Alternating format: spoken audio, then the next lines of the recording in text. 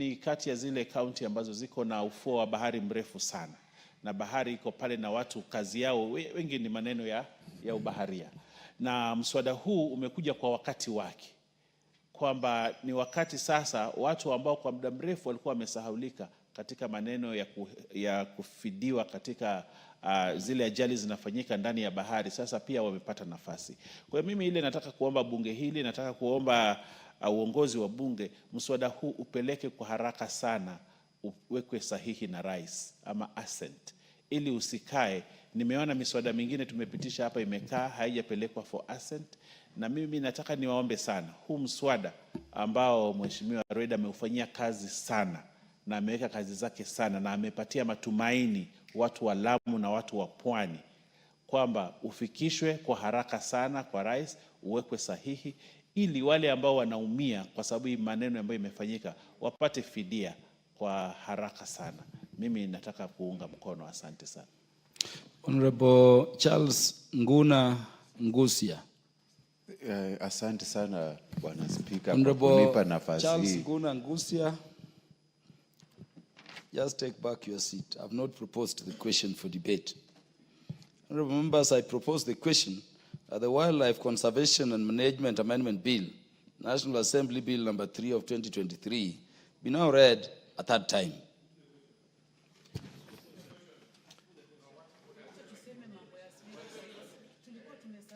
Yeah, so now you can contribute, Honorable Charles Nguna Ngusia.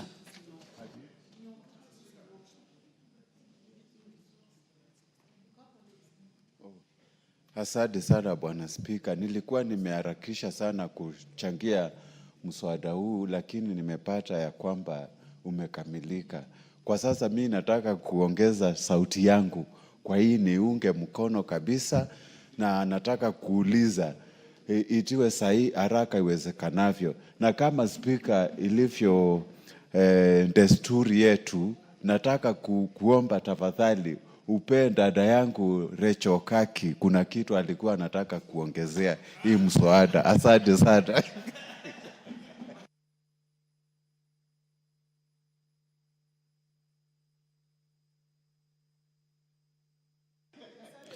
Honorable Charles Nguna Ngusia, I have not seen any request from Honorable Rachel Nyamai to either contribute or to inform you.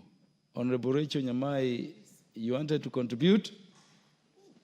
Yes, Honorable Speaker. Because I want to put the question. Yes, I would like to thank you very much for your indulgence. This is a very important bill, and the proposal that has been, the bill that has just passed, Honorable Speaker, is extremely important. I am aware that the committee has been looking on to amend the same act. I know that it will take time, because after being ascended to it, it needs to take about 6 months.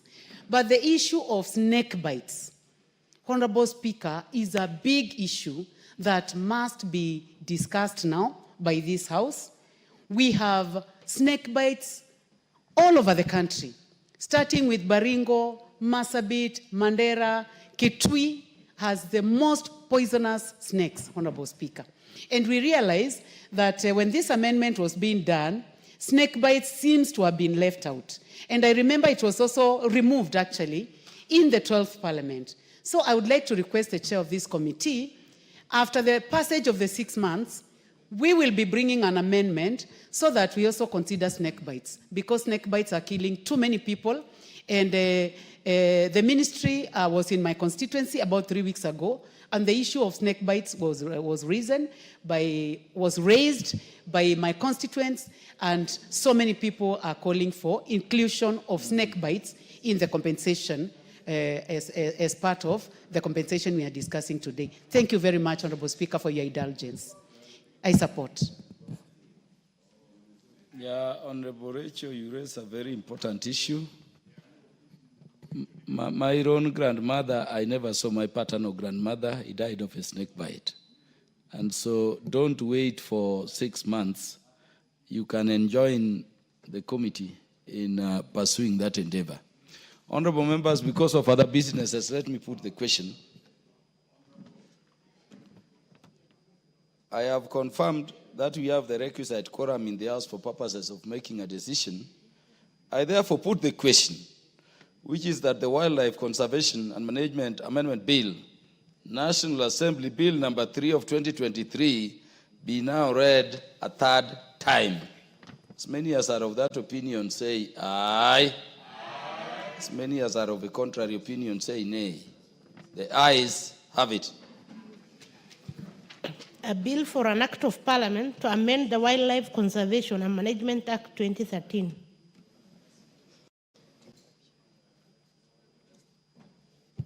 Next order.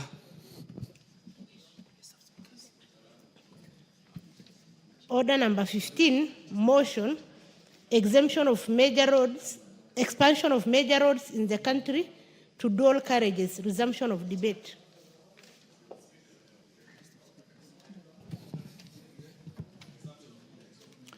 Is that for resumption of debate?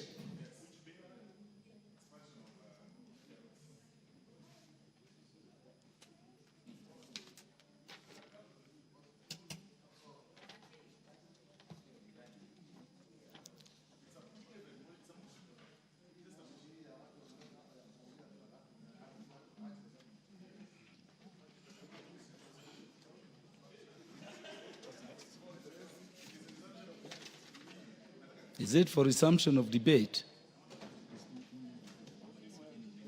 That it had been moved and seconded. Honorable Soro.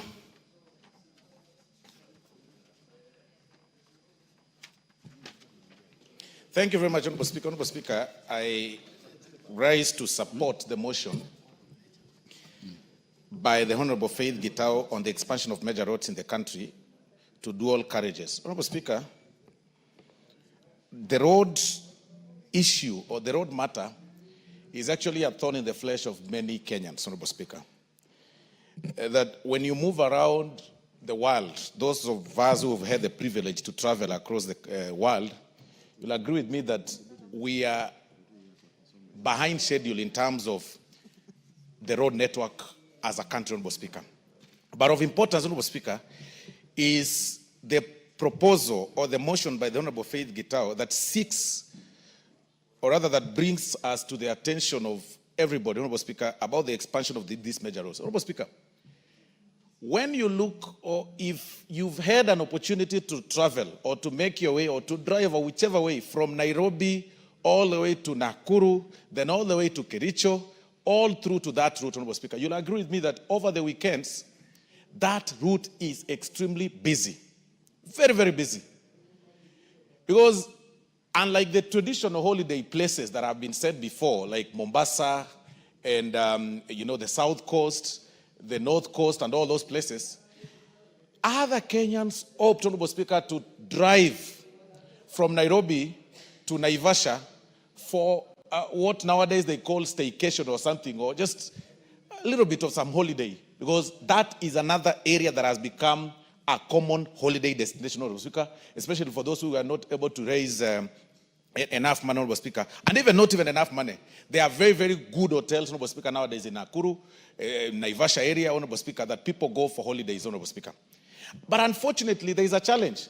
You drive all the way from Nairobi, you get to Westlands, but past Limuru, Honorable Speaker, you then now start finding a challenge or getting a challenge of the road network because of so many vehicles, Honorable Speaker, on the way. Because there are so many vehicles on the way in that route. If there is something that we need to think of as a country, is expanding such highways, Honorable Speaker. The roads that go all the way to Malava, the roads that pass through, you go, Honorable Speaker, from Sotik to Kaplong. It's like a road, Honorable Speaker, that was made when the population was hardly, 2 million people in this country or 3 million people in this country. It is really not a road that people should be talking about. And I see Honorable Osero looking at me because that is his home. And he knows very well that there is a challenge between Sotik, Keroka, Kisii, and going all the way, Honorable Speaker, to Tsirare. It's really, really a big challenge, Honorable Speaker. And there are so many vehicles on the road. Those roads, the implementers, or rather the people who came up with that structure of such roads, Honorable Speaker, did not envision a time when we will be densely populated as we are, and with so many people on the road. And that is why this motion is coming in timely. Look at Mombasa, Honorable Speaker. Not everybody is able to afford a flight to Mombasa. You know, that immediately you get to Makutano, at the junction of Machakos towards Mombasa, Honorable Speaker, the road becomes slimmer, slimmer, and slimmer. And because it was actually made, or you know, it was constructed over 30 or 40 years ago, or even 50 years ago, and not really well maintained. Sometimes, of course, you know, there are potholes on the road. Some irregular bumps have been erected by people because of the accidents that are occur, Honorable Speaker. And we even squeeze ourselves with the trailers when you're driving in those roads. I mean, really, it is about time that we start having this discussion on how we can be able to get to expand these roads to have every major road as a dual carriage, Honorable Speaker. But even as we get to that, then we then need to sit down and ask ourselves this question. Is it then possible for this country, the country's budget, to meet those needs? Is it possible that within the budget that we have, Honorable Speaker, that we have all those roads, you know, made under dual carriage, Honorable Speaker? What then, when you ask yourself this question, then it brings up for this answer that it's about time we also start thinking on how we can engage investors on such structures under the PPP terms. That if the government is not able to construct these roads because of the taxes, the insufficient you know, budget that we have, Honorable Speaker, and of course there's several needs, then it's about time that we start embracing the question of the private-public partnerships across the country. It is the question of time. It is about time that we start thinking about that, right? That if you're doing a road towards Malava from Nairobi, then have an investor construct an 8-lane structure, 8-lane carriage on one side, and 8-lane carriage on the other side, with the exclusion of a free one. Then you do tolling so that you are able to recover your money. So you do 8. If you want to go express to Malava, use the dual carriage. If you do not want to use, if you do not want to pay for the, you know, through the toll station, then just a similar thing that happens, of course, Honorable Speaker, to the expressway. Then you are left with that small, slender road, the old one, so that you can use and remain on traffic as you want. So it's about time that we start telling Kenyans and embracing, even as leaders, the question of the PPP, because it is not tenable through our budget. If we will be waiting for us, you know, for the exchequer to fund the road, to make the road that way, like Thika Superhighway, so that you know, we can have those dual carriages all through the country, it will not be possible. We want to urge Kenyans to start embracing the private-public partnerships. A similar thing that happened, a similar one like the expressway, it's optional for you to get through the expressway to the JKIA, or you use the underpass and go, it's free, and then go to JKIA. The difference is that one will save time, the other one will pay at a cost. So those are the things that we need to embrace, because it is timely. Looking at the city planning, looking at the country's planning, you know, we are a little bit behind. I was engaging one of the colleagues, Honorable Speaker, when we visited Zambia the other day. You will notice, Honorable Speaker, that in Lusaka, even the city planning itself has envisioned a time where the country will have a population of 50 million or 60 million, because currently Zambia, although it's double in our size, Honorable Speaker, in terms of the landmass, their population is barely 20 million people. But looking at the city planning, the spaces they've left for those who cycle, the spaces they've left for those people who like walking along the road is very safe. But look at our country, Honorable Speaker. The cyclists, the people, you know, the cyclists are riding their motorbikes and their bicycles just besides the vehicles, you know, and besides those people who are doing jogging every day, and besides, of course, trailers, quite risky. And that's why, Honorable Speaker, we've got so many cases of hit and run. And, you know, and I can tell you, as a legal practitioner, when I started practicing law, Honorable Speaker, the very first thing I started doing, Honorable Speaker, is going through the morgues, Honorable Speaker, for what we call ambulance chasing. You know, and that's what most people who start practicing do whenever because it is common. People are dying on the road, Honorable Speaker, through hit and run. People are hit daily. And because of the nature of our laws, nowadays when you get a person hit by the roadside, Honorable Speaker, you can hardly stop and pick him, because when you take, even if he's, has some little pass left for him to be saved, you will fear, because when you take them to the hospital, you are asked, okay, so are you the one that hit this person? And the police will be after you. And that is why we are turning to be a country of each person for himself and God for us all. It's quite unfortunate. But General Honorable Speaker, it is about time that we start thinking through the PPPs.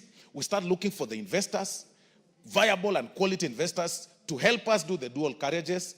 They toll to recover their money, but still we leave that slender one, we leave that road, that particular one, to be free of charge, so that you have an option to either toll, use through the toll station and pay, or pass through the normal one. So with that, Honorable Speaker, and this one should actually go deep into the villages, so that it can actually open up the economic channels of this country. With those very many remarks, Honorable Speaker, I am very impressed by the Honorable Faith Gitau's motion, and I suggest that it just doesn't end in these structures of motion. We need to think through the public-private partnership, Honorable Speaker, in terms of, for us to engage, for us to be able to achieve this, because it is not possible to do this through the exchequer. I beg to support, Honorable Speaker, and I thank you very much.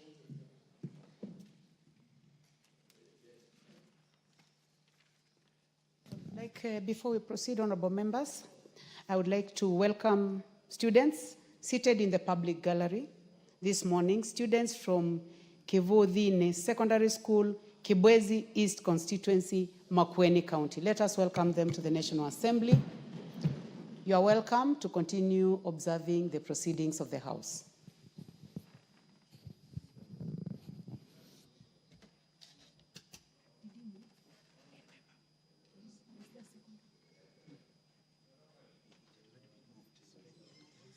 The Honorable Ekomas Mutuse, you may proceed, and I would like to request you, I've given you a chance there so that you may also welcome the students from Kibwezi. Thank you, Madam Speaker. In welcoming the students from Kivuthine Primary School in Kibwezi East, which is my neighboring constituency, just to urge them and their teachers to, you are welcome to the House of Parliament. This is where decisions in terms of laws, decisions in terms of budgeting, and oversight of expenditures of the national government are taken. This is a house of record, it's a house of order. You are among the privileged few who have had the opportunity to come here, and therefore I congratulate you with your teachers for making to the House of Parliament, and we wish you all the best in your academic journeys, so that in future all of you may grow up to be professionals who this country will look up to in terms of transforming us, and some of you may also become leaders and lead your people at your time. Having said that, Madam Speaker, and I say that on behalf of the Honorable Jess Kambalu because that is our constituency. Having said that, Madam Speaker, allow me to now comment on the motion for the expansion of major roads in the country to dual carriageways that has been moved by the Honorable Faith Gitau. From the onset, Madam Speaker, this is a motion that is not only timely, but is something that should have been done by the country many, many years ago. Madam Speaker, you are now aware that the World Bank has classified Kenya as the 6th largest economy in Africa.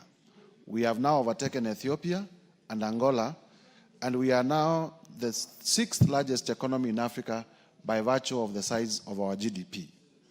That means that our infrastructure needs to reflect the size of our economy. And that infrastructure to reflect the size of our economy, our road systems need to be modernized, our railway systems as well need to be modernized, and so that we reflect a country that is the 6th largest economy in Africa in the 21st century. If you compare our infrastructure with that of South Africa, driving from Cape Town to Pretoria, you realize it's a dual carriage. It's a long distance. Same way from many, many cities in our continent that are smaller economies than us. And therefore, we want to congratulate the Honorable Faith Gitau for reminding us in this House and those in the executive that the time has come for our roads to be dual carriageways. Madam Speaker, I represent a constituency that is on the Nairobi-Mombasa Highway, Kibwezi West constituency. From Kibwezi town through Makindu to Emali is a distance of about 70 kilometers on the Nairobi-Mombasa Highway. And there are many, many accidents. It is the same in Kibwezi East, it is the same in Kilome constituency. There are many, many accidents that are happening because the road is a single carriageway. And we have been expecting, especially with the promise that the Americans want to do an expressway from Nairobi to Mombasa, the one that they have nicknamed Usahihi, that we may have this project come to pass so that we may reduce the number of accidents, because one life lost through a road accident is too many lives for us. We have also heard about plans to do the road from Chumvi through Konza Technopolis all the way to Emali under the funding of the Korea government. And I stand to request the executive to fast track such plans so that my people, the people living along the Nairobi-Mombasa Highway, may stop losing their lives because of avoidable accidents that can be avoided by dualing the Mombasa-Nairobi Highway. As for the funding, everything starts with an idea. And we cannot fear to propose ideas of dualing our roads because we do not have the money. And therefore, I want, as I support this motion, to urge the State Department for Roads to come up with a plan on how we can dual our roads and to engage Parliament so that we may pass the necessary policy and legislative framework to facilitate the dualing of all the roads in the Republic of Kenya so that we may reflect the economy that we are, that we may become attractive even to foreign investment and attract more people to come to our country, because a road network, attractive road network also is important in terms of the image of our country that we give to the people who visit our country. Having said that, Madam Speaker, I beg to support and urge that it doesn't end at mere debate, that the Committee on Implementation will pick it up so that we may have a concrete plan with clear timelines on how this will be achieved. I thank you, Madam Speaker, for the opportunity. Thank you very much, Honorable Mutuse. The Honorable Naomi Wako, member for Marsabit. Thank you very much, Honorable Speaker, for allowing me to add my contribution to this very important motion brought by Honorable Faith Gitau, one of our very diligent commissioner and a member of Parliament. Honorable Speaker, as I stand, I want to confirm that I support this motion because it touches on one of the most important things that we depend on as a country. Honorable Speaker, the proposal that this House resolves that the government, through the Ministry of Roads and Transport, undertakes an expansion program of national trunk roads with the view of upgrading all classes A, B, and C roads in the country from two-way lanes to dual carriageway, one-way roads with the necessary infrastructure that include footbridges, safe crossing zones at regular intervals. Honorable Speaker, I fully support this because we know very well as a country, so many innocent lives have been lost. We've lost many people. We've lost even tourists who have been in our country due to road carnage. We've lost our young people, students, going for school trips or maybe going to their schools because of road carnage.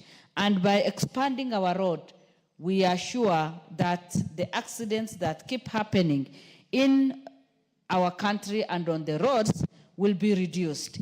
Honorable Speaker, even as we propose this, some disciplines must be observed of time and how the drivers, should conduct themselves, and having the driving license and doing all the due diligence will help us and add a lot of value to the suggestion that we are making. And again, Honorable Speaker, expanding our roads will be profitable to our country. Our economy will grow because we know very well that many of our neighboring countries depend on us. And by expanding our roads, then we know that we will be able to grow our economy, and we'll be able even to be of use to our neighbors, because Kenya, as it is today, we are at the front line and leading from there. We wouldn't want, to cause chaos and also other people to be in our country and have accidents. Honorable Speaker, we also know very well that road transport is still the preferred mode of travel and transport for many Kenyans, simply because it is affordable. And many of us prefer it because we know that when you're on the road, you are safe enough, unless maybe something that you are not aware happens. You know that you will be able to reach your destination safely. But again, if we are not able to manage and to control well, we will continue losing a lot of people. Honorable Speaker, we know that even for the service delivery, we depend on our roads for the service delivery. And these days we have our motorbike, the border borders, who support us. And what the motion is supporting is going to help us a lot, because with what she's saying, safe crossing zones at regular intervals, proper drainage system, and other requisite infrastructure for their optimal operation. Even our border people will have their own paths to be riding on, and that will be safe, because right now we are mingling and everybody is trying to compete for space on our roads, which is not safe. And again, we are not saving time. So that we can save time, we can also be effective, we can also be able to achieve many things as we consider doing different things, then we will be able to manage very well. Honorable Speaker, again, it is the suitable way or suitable means of transport when it comes to short distance, because you cannot fly, you cannot jump over, you have to have proper way of driving and just getting to your destination on time. And this is the only way we can be able to achieve all our goals. It is my prayer that we will be able to do this, so that in our country, we already have a lot of challenges. We have many people, blaming the government for doing different things.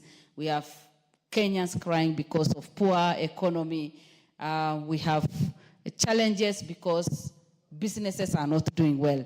If we can ease the traffic, and if we can help our people to have at least safe way of traveling and reaching their destination, people's businesses will pick, and we will be able to do a lot. With those few remarks, Honorable Speaker, I support, and I request the other members also to support this motion. Thank you. Thank you very much, Naomi Wako, the Deputy Whip. The Honorable Gideon Ochanda, member for Bondo.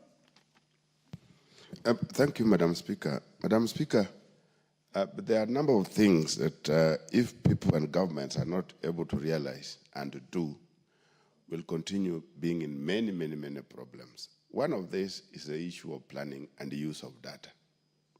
Our successive governments are well aware that we have more vehicles on the road each year as years advance.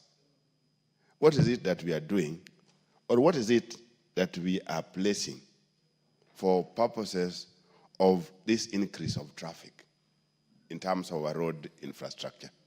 I think there are some very basic things, very, very, very basic, that governments, the successive governments, have not worked towards this. And they are well aware that vehicles are registered every day, the number has been going up, and where we are taking these vehicles to is not developed. It's a similar problem we have, for example, in housing and what we are seeing in Nairobi now. One house or a household is brought down, one building, and instead it is replaced by a massive house of more than 40 households. While you are doing this, you have not planned for sewer, you have not planned for transport, you have not planned for all these many other things. And this is exactly where the messes are coming in. And we also have data in terms of the amount of messes that we have on our roads. We also have the amount of messes that we have even in terms of the other infrastructure because of planning. I don't want to say that planning has not been bad, but somebody is ignoring, because these are very bare facts, that when you increase in number, definitely there must be a provision. Even if it is water, there must be a provision. Nairobi doesn't have the same people it had 20 years ago. There must be a provision. There must be some forward looking in terms of how some of these things are supposed to be met. And Madam Speaker, even some very basic way of how government raises revenue, we are well aware that if you put aside the formal ways of raising taxes or revenue, transport sector is one of the biggest sectors that helps these governments to raise money. What is it that we are doing when you are very sure that a sector generates for you money? It is a sector again that you ignore. Because if it were any other ordinary mind, you'll invest more where you generate more. And there was a policy in this country one time that you put more where you get more. You put more money where more money comes from. I don't know where this was lost. And a more particular one is where we use planning deliberately for a 5-year cycle. We plan with politics in mind. I think this is where there's a big problem. Because we are talking about these major roads. Some of them cannot be fixed within the 5-year period. But for purposes of planning and investment in them, it is important that we spread them across. Where we are at the moment, we are seeing problems that we would have avoided many years ago. 60 years since independence, we've only managed to do a railway, the SGR, which even as at now is still not in our hands. We've not done any. And yet we know that this would have been the best alternative to the road problems. You look at the colonial government, they were able to do this railway from Mombasa to Uganda in a decade. Yeah? And that was from 1901, 1902, and those are ages ago. Here we are, since independence, we are not even able to do a 1 or so kilometer of even if the old railway system that we were using before, even if you decided to put aside the SGR. I know there are those attempts that are there in place, but many of them are still focusing on doing these things within 5-year period. It can't work. So for purpose of our planning, we needed to know that from Mombasa to Nairobi was to be done in a certain period of time, Nairobi, Busia, or Malaba to be done in a certain period of time, Nairobi, Garissa to be done in a certain period of time, Nairobi, Kisumu, and whatever to be done in a certain period of time. This is exactly what has helped Tanzania. Tanzania has some of the very major bridges across their bigger rivers. But they have been doing those major bridges within, there are now 5, within every term of each parliament, each presidency, each government. They've been doing very major projects in terms of road network and bridges. They have bigger bridges than those we have if you put aside Nyali. The other bridges are really big because of the big rivers. And this has been happening because it is not tied to electoral period of time. So, Madam Speaker, these are some of the things that really needs to be looked at, so that when we are planning, we plan and we make use of our data. The next one is the issue of quality, Madam Speaker. You do a road, is a highway, and you are doing it like you are doing a village road. I'm bringing this in place, like in my place. We have a road, a Kenha road done from Kisian to Osieko. It's a Kenha road. But if you look at this road, it's a road that cannot withhold the kind of time and the kind of traffic that we have on it, because it was poorly done. More so between Bondo and Osieko is worse. And the maintenance arrangement cannot work. Every single time there's some contractor in place. As at now, the road surface is like it was a small village road. So the quality of works that go into highways also must be looked at, so that we don't go into one road 1 year after the other, you are on one road. 1 year after the other, you are on one road. We fix major roads, we fix them right, we fix them to last for purpose of quality, and then we move on. But if we are doing one road poorly done, and every single day you have to work on issues of maintenance, like this road I'm talking about, there's some contractors in one place or the other every single day, and it doesn't work. Right now it's in horrible condition, and you really wonder why was that money used in doing this road. If it were it would have been used in a village road rather than on a highway. So, Madam Speaker, there are these issues that must be looked at, the issue of planning, the issue of where revenue is raised from, the issue of quality, and the issue of really looking at the alternative. Alternative to roads can only be railways, nothing else. Thank you, Madam Speaker. Thank you very much, Dr. Ochanda. The Honorable Jackson Lekumontare, member for Samburu East.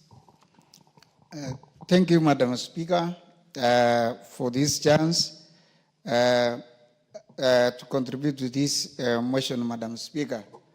Madam Speaker, this motion is very good for discussion. And I think, Madam Speaker, these roads, some of these roads, Madam Speaker, they are just there now to waste time. Because, Madam Speaker, if you look at some of our roads, you can be in a road for a very long time. And I think, Madam Speaker, just as other members have said, it is time for expansion. And I think this is a very good discussion, Madam Speaker. And as we discuss, it's very important, Madam Speaker, to be known that some parts of this country, there are no roads, even that single line. And we are discussing about expanding the roads. But other parts of this country, Madam Speaker, like where I represent, Samburu East, there are no roads, Madam Speaker. And I think equity is very important to every part of this country. You find that, Madam Speaker, the road may be serving a population, it is not there. Even getting some services become a problem. And if at all we are in the same country, then it is advisable and it is very important, even for those who implement these projects, to consider every part of this country. It's even better, Madam Speaker, to say every constituency should have at least a tarmac road. But I think some parts of this country, even children are going to see tarmac after 60 years of independence. And it is very important, Madam Speaker, as we talk about expanding the existing roads. The time for this expansion is also an issue. Madam Speaker, if you look at the road passing through Karatina, that road, I usually pass that road. And since I came to this parliament, now this is my second term, the contractors have been there since. Even when I was a teacher, I used to pass there, Madam Speaker, and the contractors are on the site throughout. I don't know when will that road be completed. And I think people are not serious even to do what they are supposed to do. Because for more than 10 years, just trying to expand the road, it is not moving. So it is a good thing to discuss, a good thing to bring this motion. And I think it is important that it should be implemented, Madam Speaker. We lack good roads in this country. And I don't agree, Madam Speaker, when we say the resources are not enough, because they are enough in other places. It is only people are not looking at the whole country in a very fair manner. Some parts will get a lot of money, while others, when we look at other parts, then there is no funds. That is the usual song people are singing every now and then. And I think it is now the high time the government should be able to look at every part and consider it. If the budget is small, then it should be small for everybody. But you can find other places getting a lot of money, but others no roads throughout, and we are in the same country. So I think it is very good. We really need to look at how maybe we can get funds to try help Kenyans. If you look at even the commodities, the way people are getting even food, commodities in other places, it is very high because of bad roads. When people are saying here Unga has gone, Madam Speaker, in our places, we even don't talk because the road is worsening even what our people are getting. So I think it's a good thing, good to discuss, but very important to note that there are no roads in other places. And I think if we really want to be fair, let us look at every corner of this country. Thank you, Madam Speaker. I support this expansion of roads to every place. Thank you.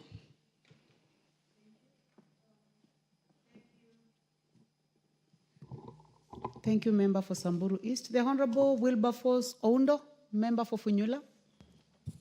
Thank you, Honorable Speaker. And Honorable Professor, you have only 4 minutes. The time for this motion is coming to an Okay, thank end. you, Honorable Speaker. Let me also join my colleagues in supporting the motion by Honorable Faith Gitau on expansion of major roads in the country to dual carriageways. Honorable Speaker, transportation is the key to industrialization, is the key to improving the economy, and its importance cannot be gainsaid. Honorable Speaker, many of our so-called trunk roads, the international roads connect various regions and towns in this country, cannot really be constituted or be considered to be true roads in the true sense in what we see in the other countries. Honorable Speaker, it's such a shame that the road from Kisumu all the way to the border at Busia is literally a track. It cannot be called a road. Yet we pride ourselves that's the road to Great Lake region, to the entire all parts of the East and Central Africa. Honorable Speaker, the same applies to large chunks of the road between Eldoret and Malaba. It's therefore important that, as Honorable Faith has stated, that this country, the planners, all those who are involved, should move with speed and through other means, find ways and means of ensuring that these roads are dual. Honorable Speaker, if you travel many parts of this world, even small countries in Africa, all their major trunk roads are truly dual roads so that they move traffic, move goods fairly fast to where they are supposed to be. But Honorable Speaker, as we concentrate on the roads, allow me also to join Dr. Chanda. In many other parts of the country, actual road supplements transport. We have an untapped opportunity for purposes of railway. We could have moved much more goods, much more passengers, faster, safer, if we had continuously invested in the railway network. The last railway to be built was during the colonial time. The next has been during President Uhuru's time. Surely, honestly speaking, if we could find a way, I had an opportunity to travel in South Korea, a distance of almost 1,000 kilometers with a speed train. You cover much less period of time, and you move much more many people compared to road transport. But unfortunately, for Madam Faith, this is just a mere motion. Implementing or putting into practice motions in this country, if we have such a bad history, we might just end up being a chat show here without much impact or effort. With those few remarks so that I save time, I support. Thank you very much, honorable members. The balance of time, 48 minutes, has expired. So this motion, I'm sorry, it comes to an end. I know a few of you had wanted to speak, like the Honorable Dr. Mutunga, the Honorable Dick Maungu, and those two. Sorry, you cannot. I would like now to call upon the mover to reply. Is the mover in the house? I understand that the mover is in another meeting, the Commissioner Faith Kitau. So that will be scheduled at another time by the House Business Committee. Next order. Order number 16, motion, implementation of the universal health coverage and of a policy on mandatory use of public health care facilities by public officers. Motion by the Honorable Sabina Chege, nominated member. I would like this to be scheduled at another time. Next order. Order number 17, motion, formulation of a regulatory framework on artificial intelligence in the country.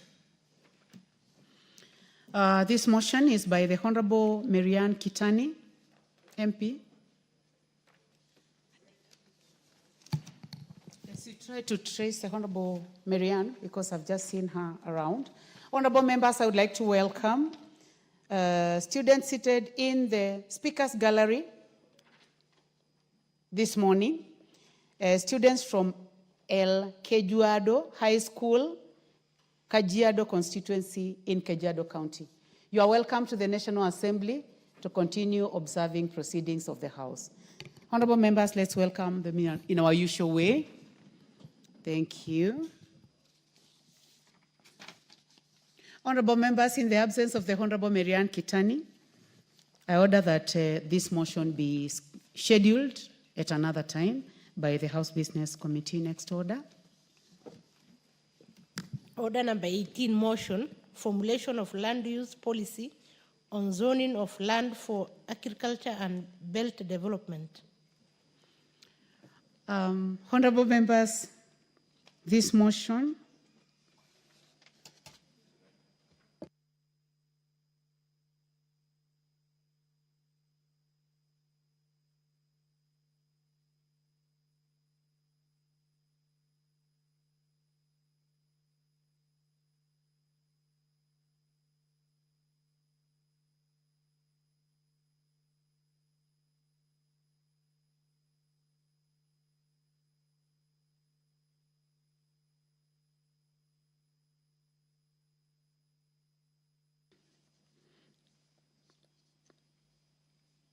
motion number 18, formulation of land use policy on zoning by the Honorable Timothy Wanyonyi, MP Westlands. That one is also deferred.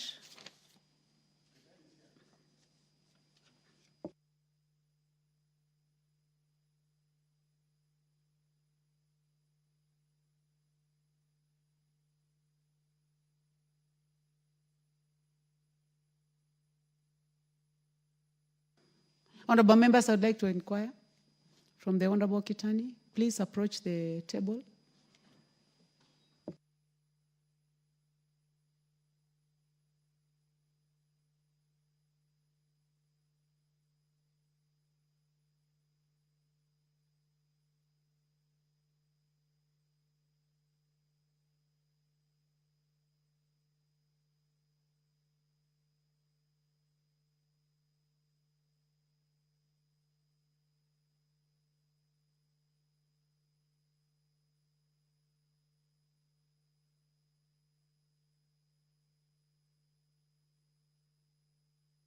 Request the Honorable Sabina Chege, please approach the table.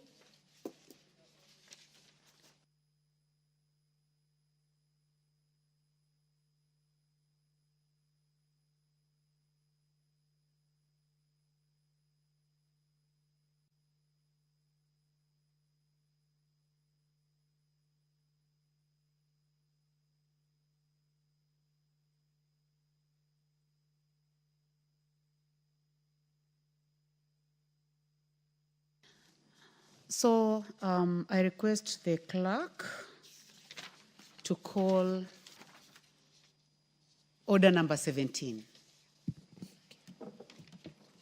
Order number 17, motion, formulation of a regulatory framework on artificial intelligence in the country. The Honorable Marianne Kitani, please proceed. Thank you, Honorable Speaker. Motion on artificial intelligence, on regulatory framework on artificial intelligence in the country. That aware that the world is rapidly embracing artificial intelligence, or AI, which is the use of a digital computer or computer-controlled robots to perform tasks commonly associated with the intelligent beings, and acknowledging that the 2022 Government Artificial Intelligence Readiness Index report ranked Kenya the 5th in Africa and 90th globally in readiness to adopt artificial intelligence. Further acknowledging that the Oxford Insight Survey 2022 pegged Kenya's readiness to adopt AI at 40.3%, and appreciating that AI, or artificial intelligence, has brought forth positive benefits that have increased efficiency in different sectors such as healthcare, manufacturing, and robotics, and concerned that the exponential rate at which the artificial intelligence is being embraced in the society without proper regulatory mechanisms has caused various negative consequences, such as rising cases of disinformation and fake news, and noting that there is need to protect Kenyans from potential AI-instigated harms, such as privacy breaches, AI-powered fake technology algorithms, algorithmic discrimination, autonomous weapons, job displacement and economic inequality, social manipulation and misinformation, financial market manipulation, and privacy invasion. Now, therefore, this House urges the government, through the Ministry of Information, Communication and Digital Economy, to 1, formulate a regulatory framework and ethical guidelines for implementation of artificial intelligence, or AI, in the country to control its potential use, and 2, develop and execute public awareness programs on artificial intelligence to raise understanding of artificial intelligence, fostering transparency and promoting responsible use of AI for the benefit of all. Thank you, Honorable Speaker.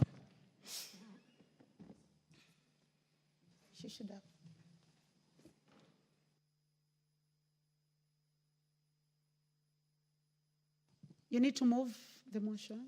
Do you have a seconder? Okay. I'll ask Honorable Maungo to second. I move the motion that formulation of a regulatory framework on artificial intelligence in the country, and ask Honorable Maungo to second. Thank you.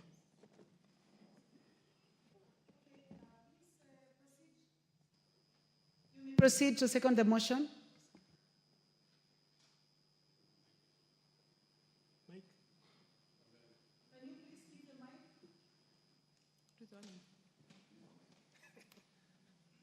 I've been given double mics. Thank you, Madam Speaker. Allow me first and foremost acknowledge that Honorable Marianne has just proposed a very important and significant motion that comes at a time where the country is at a point in time, Madam Speaker, where artificial intelligence is a thing of the day. Madam Speaker, as well captured, regulatory framework may be the most important thing to do at a point like this, because there are several benefits that accrue to the country, several benefits accrue to the citizens and the community at large by using artificial intelligence. Madam Speaker, we have been able to see what artificial intelligence can do, and we live in a society that is a global village, Madam Speaker. And if we don't have regulatory framework within which artificial intelligence will be used, Madam Speaker, members of the public and the country at large is likely to suffer some consequences, Madam Speaker. And therefore, having a framework within which people, the public, can use AI will be the way to go. I therefore second. Thank you.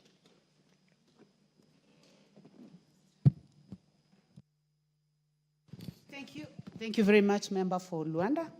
Honorable members, I now propose the question that are aware that the world is rapidly embracing artificial intelligence, which is the use of digital computer or computer-controlled robots to perform tasks commonly associated with intelligent beings. Acknowledging that in 2022, Government Artificial Intelligence Readiness Index report ranked Kenya 5th in Africa and 90th globally in readiness to adopt artificial intelligence. Further acknowledging that Oxford Insights Survey 2022 pegged Kenya's readiness to adopt AI at 40.3%, appreciating that AI has brought forth positive benefits that have increased efficiency in different sectors such as healthcare, manufacturing, and robotics, concerned that exponential rate at which artificial intelligence is being embraced in the society without proper regulation mechanisms has caused various negative consequences, such as rising cases of disinformation and fake news, noting that there is need to protect Kenyans from the potential AI-instigated harm, such as privacy breaches, AI-powered fake technology algorithms, algorithmic discrimination, autonomous weapons, job displacement and economic inequality, social manipulation and misinformation, financial market manipulation, and privacy invasion. Now, therefore, this House urges the government, through the Ministry of Information, Communication and Digital Economy to, 1, formulate a regulation framework and ethical guidelines for implementation of artificial intelligence in the country to control its potential misuse, and 2, develop and execute a public awareness program of artificial intelligence to raise understanding of AI, foster transparency, and promote responsible use of AI for the benefit of all.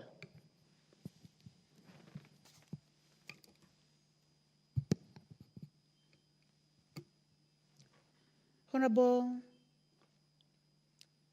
Gideon Ochanda. The Honorable Karemba, do you have a point of order? Anything out of order, Honorable Karemba? Not a point of order. You wanted to contribute? Yes. In that case, let me give the first opportunity to the Honorable Gideon Ochanda. Are you interested in this one, or it was the earlier one? Okay, yes. you may proceed. Thanks, Madam Speaker. Madam Speaker, the world is moving very, very, very fast. And in the study of what we call political science, the animals that move so slowly is the governments. Governments are very slow. They can't move at the speed at which the world is going. And the world is going that route because of it's being driven by individuals and minds that are towards making things easy or easier to be done, easier to be delivered, easier to be understood, and effortlessly making things work. Madam Speaker, if one were to look at this country in the last 20 years only, you looked at how we have moved from the issue of even the telephone alone, when we had these fixed cubes of telephone. In the last 20 years, if you had to do an international call, you had to book, you come to Telecom here in Nairobi, for you to be booked for a number of weeks before you are connected to US. And these things are not long ago. They are very recent. And we've seen them come and pass. And now, one of the greatest problems that states are to have is the issue of insecurity related to where technology is taking us to. The police, the intelligence, the governments, wherever they are at risk because individuals are ahead of them. Citizens are ahead of them. And that's why there's this outcry, because you are trying to adjust, you are trying to add up with a speed that you are not able to cope. That's why one day you hear about a person running a completely different parallel press. The government is not aware, the main press is not aware, and the following day it brings issues. So we are slow. Governments are slow. Governments, when it comes to what we call the inertia, they take too long to turn. And by the time they turn, they'll find when individuals are far, far much ahead of them. And that's where we are with technology. So, Madam Speaker, what I'm trying to say is that if our governments are not able, in fact, some of this needs to be clear-cut departments with smart people. Some of these guys that we are chasing outside there needs to be in government. These guys who are running away with the computers and are able to do certain things that are beyond us, that are surprising us, needs to be collected. They need to be somewhere where they need to be working for this government. Otherwise, when we leave them outside there, unregulated, because you can't say something is illegal if it is not in law. Yeah? If it is not in law, it is not illegal. So even if when one commits it, whether it is bad or wrong, there's nowhere you will take them to. And that's exactly where we are in this nation as at now. That we have individuals ahead of this government in terms of IQ, in terms of where they are, in terms of technology, they are ahead. And the best that the government is supposed to do is to collect these guys somewhere. And I think that's what many governments are doing. Collect all these smart brains, have them somewhere, because you know if you leave them, they're going to be ahead of you, and it's going to be a disaster. Number two, Madam Speaker, we are talking about unemployment. The issue of AI is the issue that is to deal with labor problems. Labor. So what is going to happen? I want to give a small example that I've been to a school, a big high school, where there are 8 streams of classes. And this school, compared to other schools, including mine, a school in my constituency that's employing 98 teachers, this school is only employing 18 teachers. And they are working in a manner that one teacher in a small corner of a computer room is able to handle 8 streams or 8 classes at a go. So look at that. If we went that route, what happens to these many teachers that we are training? That's where the contradiction comes in. What happens to these thousands of people that we are training? This government has done very well, particularly in terms of recruitment of teachers. We are above 70,000 people teachers that have been recruited. Those that have not been recruited are still in their thousands. Those that are in colleges are in their thousands.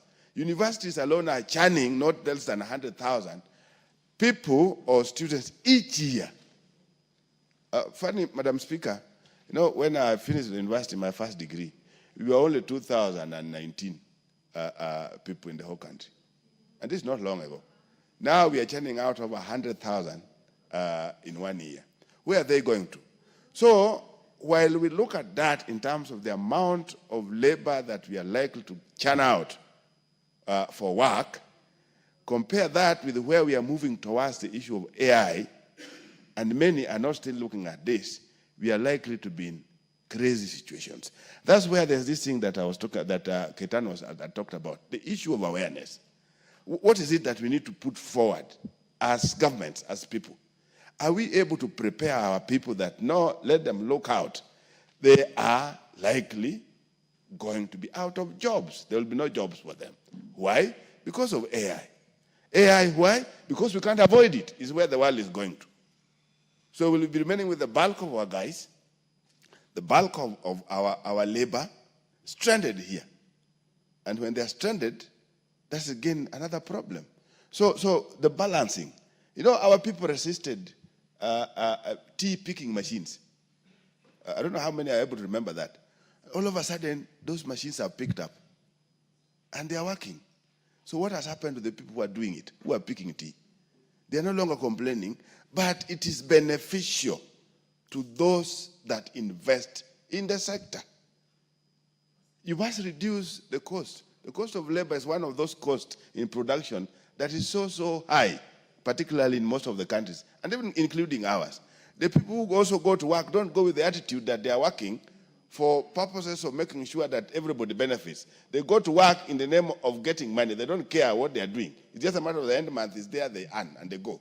So by the end of the day, if a potential employer or any other employer anywhere else realizes that they have alternatives to that labor, they'll definitely pick it. So as a country, as a people, we must be very, very careful moving forward. AI is a must. And if we don't do it, if we don't regulate it, it's going to run ahead of us. It's going to run ahead of the government. People are going to do it. And already they are experimenting. Some countries are delivering, I think, blood and all that with the robots in the country.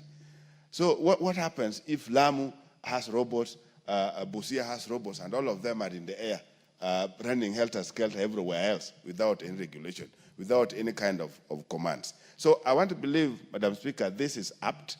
The motion is apt, and the government must look at it. Even when they look at it in terms of how motions are implementable or not, it gives the government a warning that there's something that must be done. Thank you, Madam Speaker.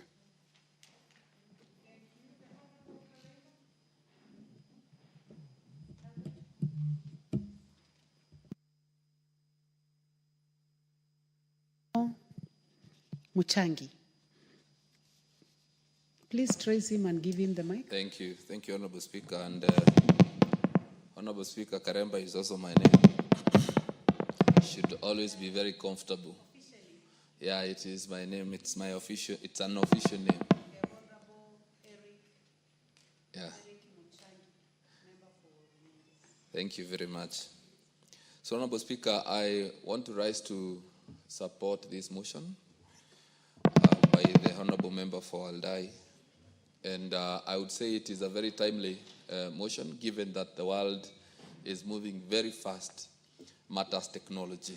And there isn't a better time to introduce this conversation in this country than now.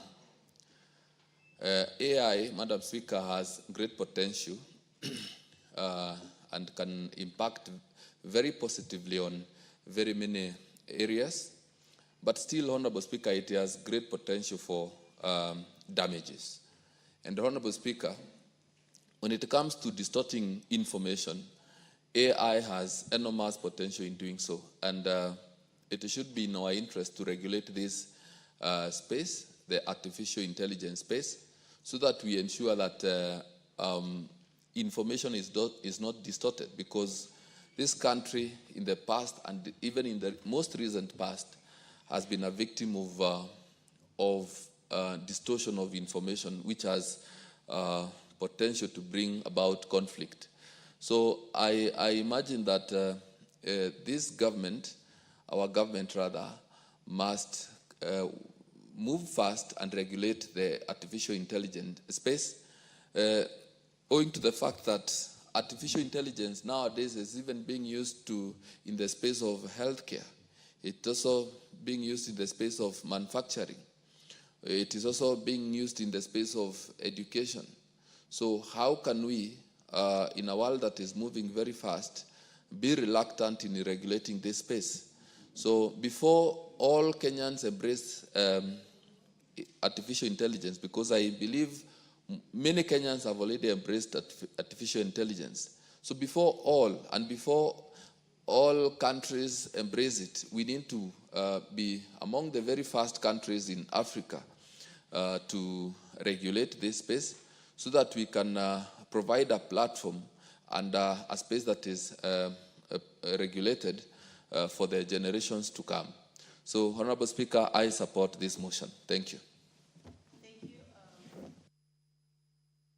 The Honorable Stephen Mogaka, Member for West Mogirango.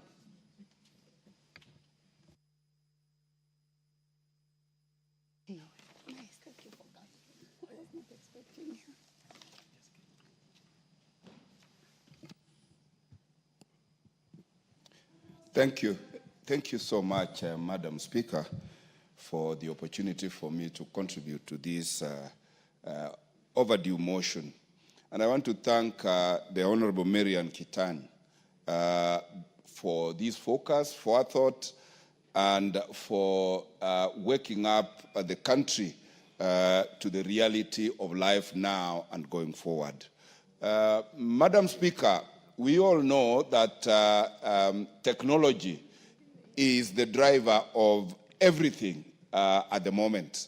And AI is the latest entrant into the toolkit in ICT that has made work extremely easy, that has increased efficiency, that has made it possible to improve productivity, but that has also come with equal dangers because technology, like anything good, is a double-edged sword. And as much as it is very helpful and is actually now the driver of serious economies of this country, of this globe, it is also having equal damage. Because when you employ AI in warfare, like is happening elsewhere in the world today, you can see the havoc that is being created by military people who are not at the war front, but are remotely attacking their perceived enemies and causing a lot of harm. Madam Speaker, Kenya has invested heavily in technical training institutes. And we have supplied them with very basic ICT support material.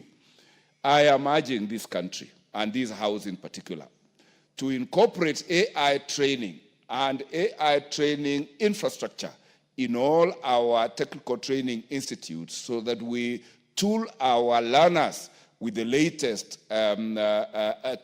toolkit in the technological world.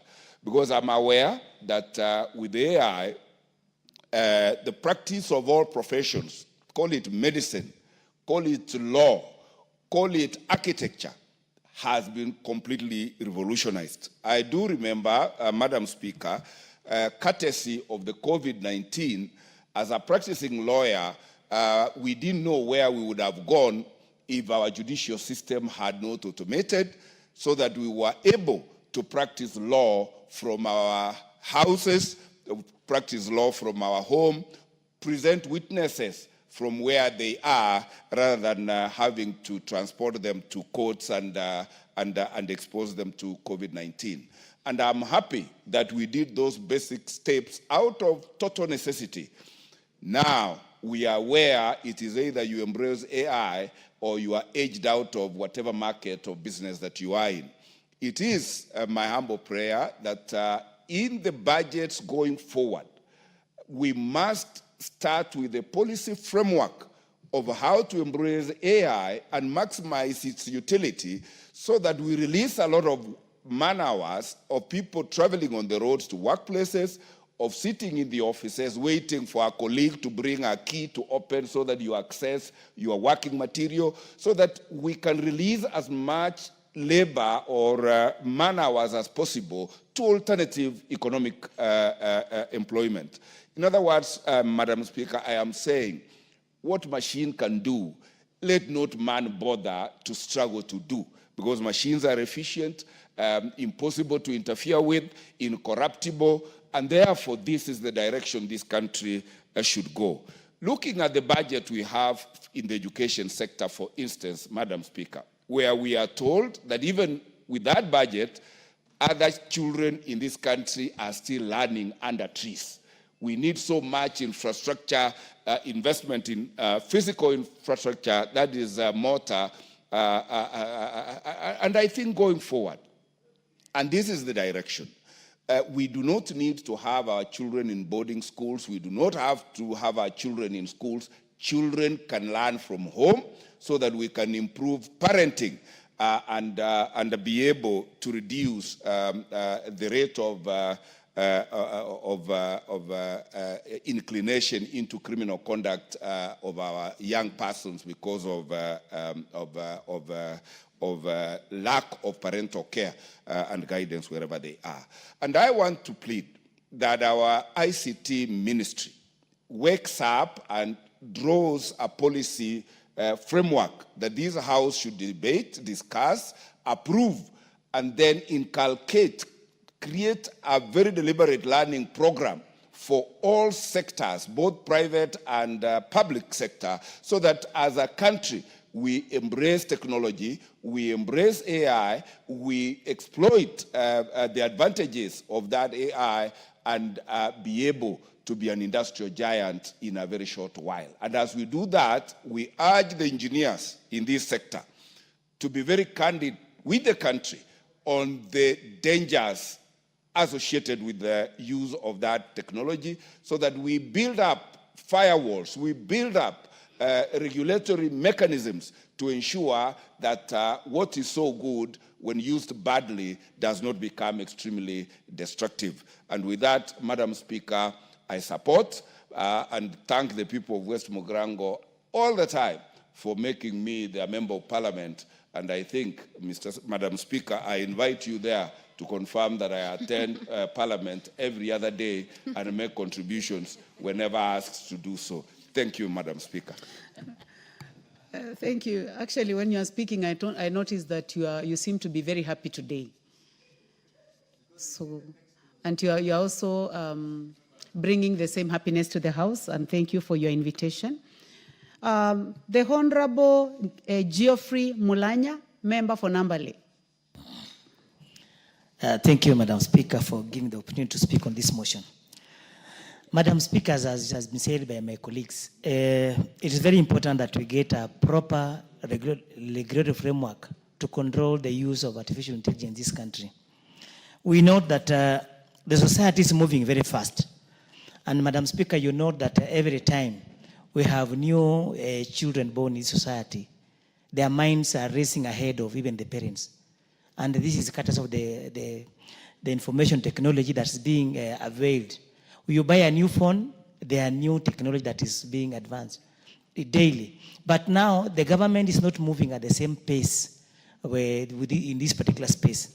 You note that, Madam Speaker, currently as you speak, the AI is the one being used by most doctors right now in prescribing medicine, which is dangerous. AI is being used in education for teachers who are preparing learning lessons to teach in schools. AI is being even used in the legal fraternity. The other day, I had a complaint from a judge indicating that young advocates are now using AI to prepare submissions to forward in court, whereby they are quoting non-existing laws, non-existing judicial precedents that we rely on in legal, in our courts, so that this can easily mislead a court to arrive at a wrong decision. Because in legal, in our legal circles, we normally rely heavily on the previous decided case so that we have a sequence. We don't want to have contradictions. But when someone is now coming in, we're using artificial intelligence to prepare submissions, quote non-existing cases, you find out that the judge that is presiding over the case is easily going to be misled. We also have the AI being used by architects drawing houses, which is now becoming very dangerous. Madam Speaker, you note, as it has been said, the lack of regulatory framework is one that has led into all these things happening in our society. It's therefore very important that we formulate regulatory framework and ethical guidelines for implementation of the artificial intelligence in the country to control the potential misuse. We have had cases of fake news appearing in our social media because we have young intelligence people coming up with the newspaper headlines with screaming news that are fake. But all this information is distorting society that is a potential risk to a conflict. So, Madam Speaker, I support the motion and say that it is extremely timely. Support Honorable Marianne Keitany and thank her for bringing up this particular motion. Thank you, Madam Speaker. Thank you very much, Member for Nambale. The Honorable Dr. John Mutunga, Member for Tigania West and Chair Agriculture. Thank you very much, Honorable Speaker, for the opportunity to also add my voice to the Honorable Marianne Keitany's motion on the need for regulatory framework in the use of artificial intelligence. Honorable Speaker, in the stage at which we are technologically, Kenya will have no choice other than embrace artificial intelligence. As we speak, Honorable Speaker, we've already embraced anyway in certain sectors, and the process is ongoing. So what is important, and what the Honourable Member is speaking so loudly about, is having a regulatory framework that will basically guide on how to use artificial intelligence in the advent of losses of job, potential losses of job, and the need for further and more intensive and more complicated industrialization, as well as the growth stage that we are in. Honorable Speaker, we witness in movies and sometimes in the newscasts, most of the time, we see how artificial intelligence has played a role in especially collecting intelligence from various places, and also for even mapping, geomapping of an area, where we use drones, even determining where to spray in agricultural, pest and disease control. Artificial intelligence has become very, very, very important. In modern warfare, drones have been used quite a lot. And I believe one of the advancements that we need today is that artificial intelligence which can enable us to identify the powers of the enemy, the placement and the distribution of the enemy, their warfare and the investments in various areas. We have also seen that in the service sector, artificial intelligence has become very, very important. And therefore, it is key that we embrace artificial intelligence as a country. Honorable Speaker, last 2 months, I think it was in April, I happened to participate in a convention on coffee marketing in Houston, in America. And we were amazed by the level at which certain countries have reached in terms of service of the coffee itself, where a robot takes an order from a human being, prepares the coffee, serves the coffee in specific amounts, and basically ensures that payment is done and makes sure that the combinations are correct. So there is need for us to focus on how do we then embrace artificial intelligence, even as the knowledge permeates across the board. So it's a must that the country must embrace, but embrace it in a systematic manner and in a manner that we are able to contain the user. Our Speaker, regulation is important. We need to discern which areas should we actually allow or control, what measures of control should we take when it comes to use of artificial intelligence. It is important for us to also focus on the areas that probably are dangerous to human beings so that we may promote artificial intelligence, especially when it comes to manufacturing. We know for sure that most of the manufacturing sector has embraced artificial intelligence, especially in other countries. And in this country also, we have investments in this particular area. So as we look at how do we invest in this area, what levels of control should we exercise, and how do we manage this? We need a policy. And this policy direction will help us as a country to manage this particular process. Kenya is noted as one of the countries in Africa that has advanced in this. In terms of ICT, Honorable Speaker, we are an advanced country. We are doing a lot. And investment in ICT is a purposed decision of the current government. There is a whole ministry that is looking at the possibilities within the digital divide, how we can exploit the opportunities therein, even to employ our children. Honorable Speaker, when we are looking at these possibilities, let us discern which section, which part of the investment structure should we use artificial intelligence. And Honorable Speaker, we are talking about digitization every year. Every time, every sector is getting through digitization. Even as we look at digitization, we may also know that it is not possible for us to control the learners. Research has to go on in various areas of ICT. We have to have our learners trying out options and possibilities. We know in the process of trying out options and possibilities, innovations in this country have been born, and they are born fruits, and they have really created a lot of employment, especially in the M-Pesa, for instance, innovation. There are very many other innovations that have come by. There may be innovations that will also replace the possible job losses. So we need to allow research to continue, but in containment, to the extent that we need to be able to know which area is being focused on and what are the possible findings that we are looking at. Honorable Speaker, there's a lot of disinformation, especially in this country, and this disinformation is a lot more propagated through the media and through the social media. Social media has embraced sufficient use of ICT. And that being the case, how can we also use artificial intelligence to enhance verification of the information that goes out? Honorable Speaker, as we move on, and even as we look at the court process where the burden of proof must be, must go on through to whatever extent, we are looking at a future where there are possibilities that people will say, using drones, we are able to collect this information. But we need to control this particular use of artificial intelligence to the extent that, because we know what we put in is what generates an output. And therefore, we need to be able to control how we use these options, as it were. There are several possibilities that are important for us. First of all, containment of the news and news content. It is very important for us to know what kind of artificial intelligence was used to collect what news, and whether there are possibilities before release of such news. If we do not contain this, then we are likely to be finding ourselves in cases where a proof has not been given and there has been sufficient circulation, which may mislead most of the Kenyans.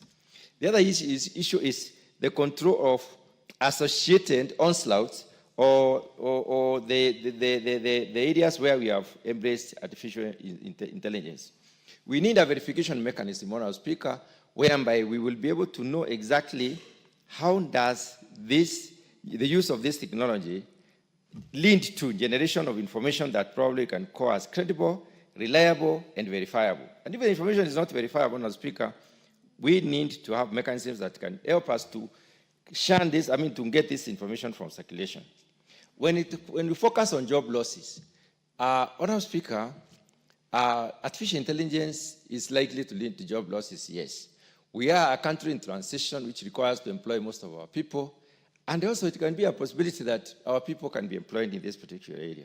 So even as we look at advancement and the use of this particular technology, then we may be looking at how can we use it in tandem with promotion of productivity within the productive sector so that we are also creating more jobs, such that we win off those tasks that are difficult, tasks that are risky, tasks that require a lot more of machinery use, and then we place human beings to those tasks that require a lot of intensive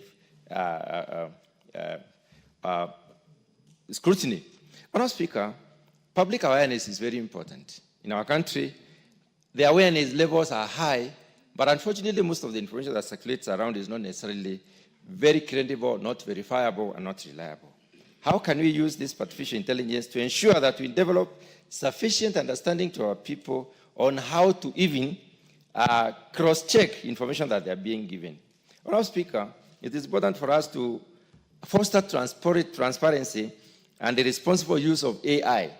It is possible for us to do that through a very elaborate policy framework. And that is why I believe this particular bill, this particular motion, has come at the right time. We need to distinguish which sectors can embrace artificial intelligence.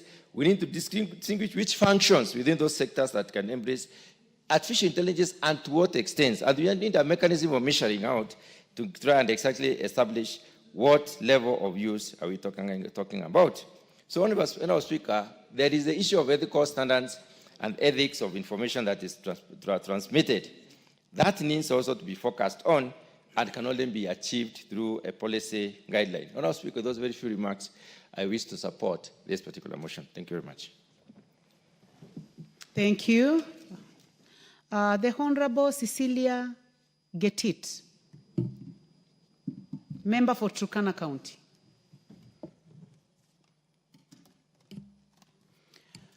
Thank you, Madam Speaker, for giving me this opportunity to contribute to this good motion by my colleague, Honorable Keitany. Madam Speaker, AI, looking at its definition, is that technology of enabling computers perform functions that humans have been performing, including making decisions, computers having ability to see, understand, and translate spoken and written language, analyze data, and all that. Therefore, Madam Speaker, there are ethical concerns that come along with this. If we don't regulate that space, how safe are we in terms of our privacy, in terms of safety of our data, the security, and the potential impact on human autonomy, necessitating responsible governance and regulation, Madam Speaker? The AI has both advantages and disadvantages, Madam Speaker. And of course, in terms of regulating, we need to focus on the disadvantages so that this space is regulated to give us more benefits than disadvantages, Madam Speaker. In Kenya now, our young people are looking for jobs. If AI is embraced fully, 100%, that means our people will lose jobs. And those that want jobs will now have no future of getting jobs, Madam Speaker. So there's need to have a regulation where there is some percentage of AI being embraced, not 100%, to make our people lose jobs, Madam Speaker. Then there's the security risk, Madam Speaker, the cyber attacks. The AI depends on data mostly, the research data. If we don't regulate the space, our data can be at risk. So I think as a country, before embracing this, we really need to have very serious regulations, Madam Speaker, that will address ethical concerns like biases and discrimination, security risks, and then high development and implementation costs, Madam Speaker. This needs very massive and serious investment in terms of infrastructure, research, and all that. So it's not something we can just rush into without really having very serious regulations, Madam Speaker. And then there is the risk of a reliance of the humans now on these computer things, Madam Speaker. I think AI will need to be regulated. If our students will be asked any question in school and then they just access the AI information and data, then it will kill the ability of our students reasoning and really expounding on things, testing their intelligence. They will now be depending on this AI thing.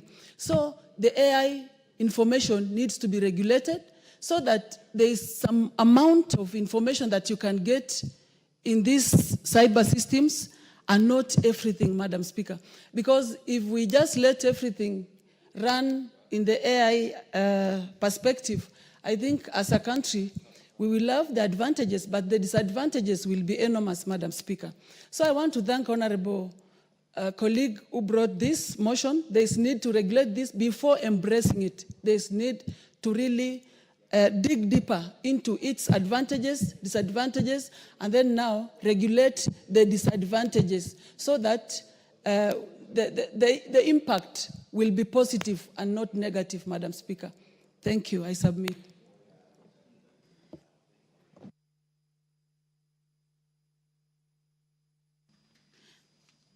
The Honorable Joseph Dena, nominated member. Please trace the Honorable Dena from my right. Thank you, Madam Speaker. I stand to support my colleague. I call her Maria Antoinette. First, we have, it is good that we cannot stop an idea whose time has come. AI is here now and it has come and it will not stop. That is the idea when mobile phones came, and now we have seen the revolutionaries of the mobile phones. But I will want to state on three things, three aspects of it. First is education.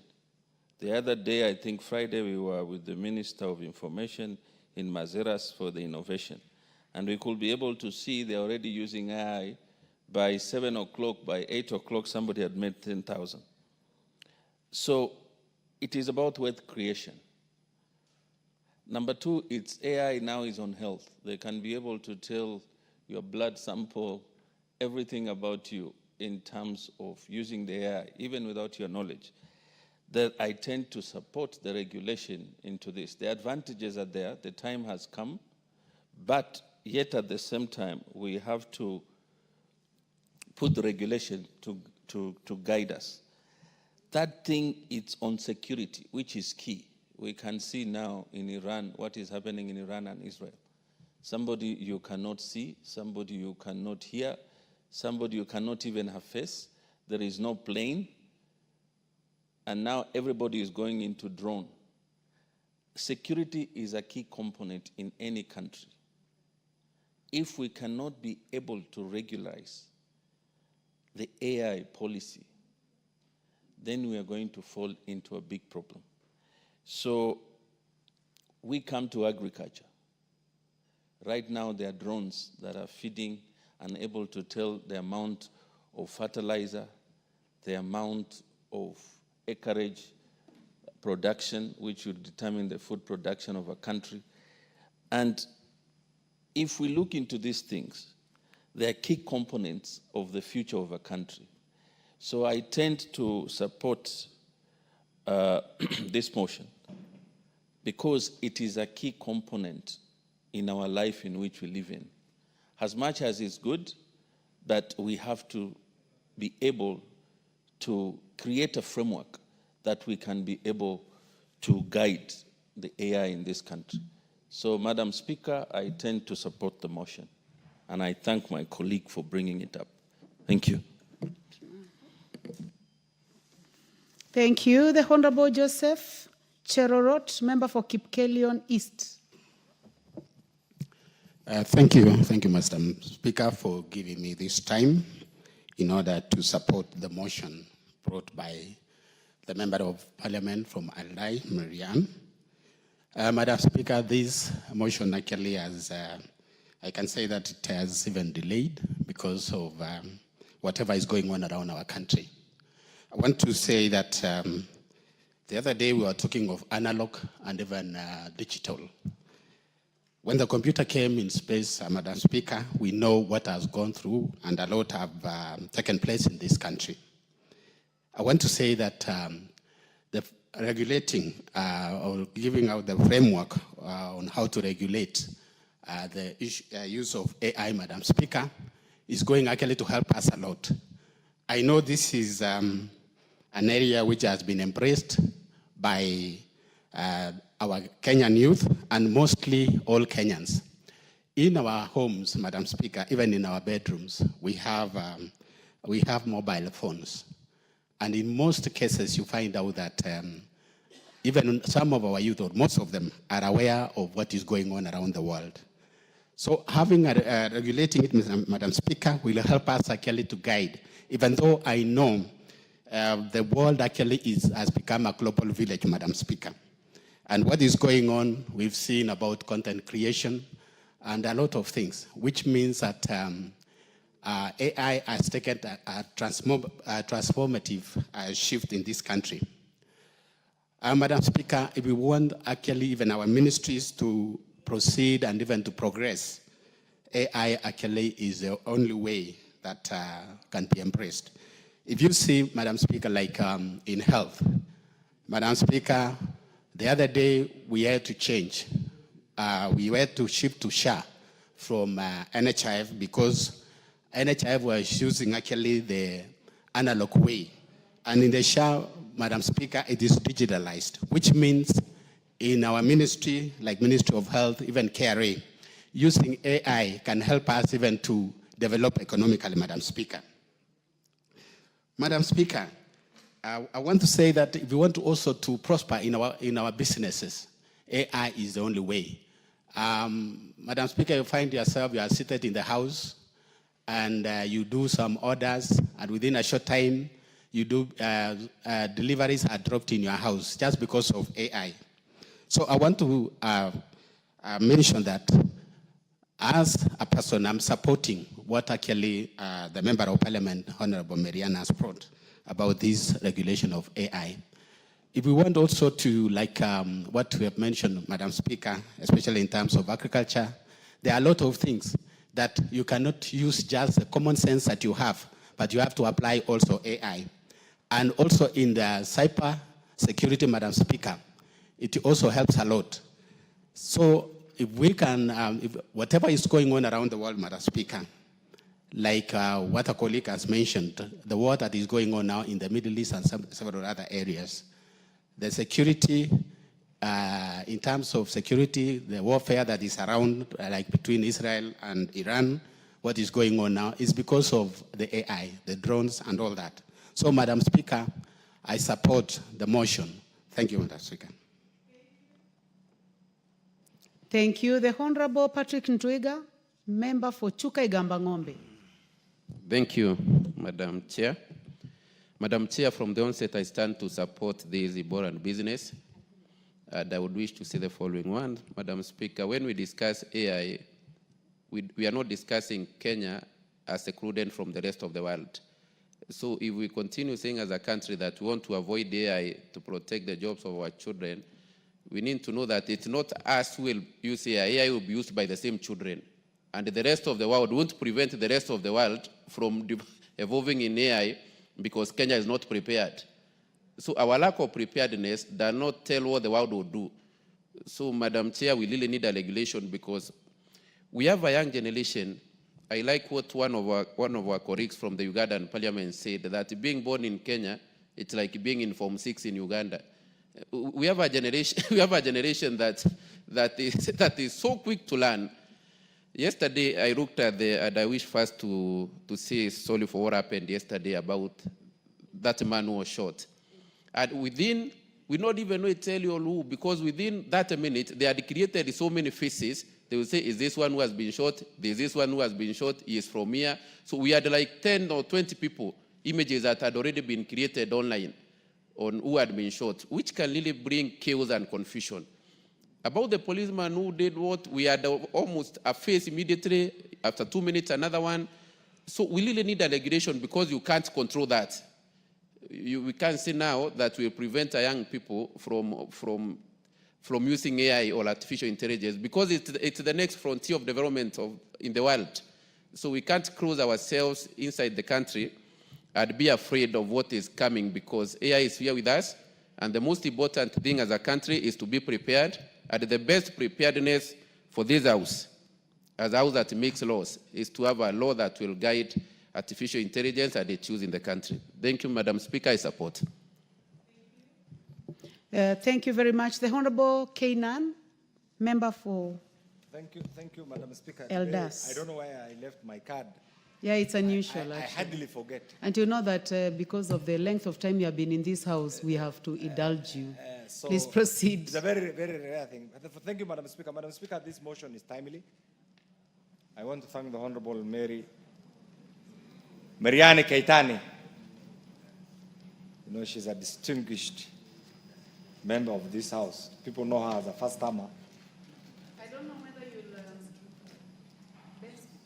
Yes, I'm saying people know her Bent over because of your height, I think. People know her as a first-timer, but she's an all-round, efficient, highly mobilized, former chief of staff. And I'm sure the people of Aldai will not regret in having her as a member of parliament. But that does not mean I have in any way trying to influence how the people of Aldai are likely to think of her and behave. Having said this motion is timely. And it's one of the things that we must think out of the box as a country. Madam Speaker, Kenya is a very responsible member of the global village. Let me call the global village. And equally, Kenya is a very resourceful, committed member of the African continent.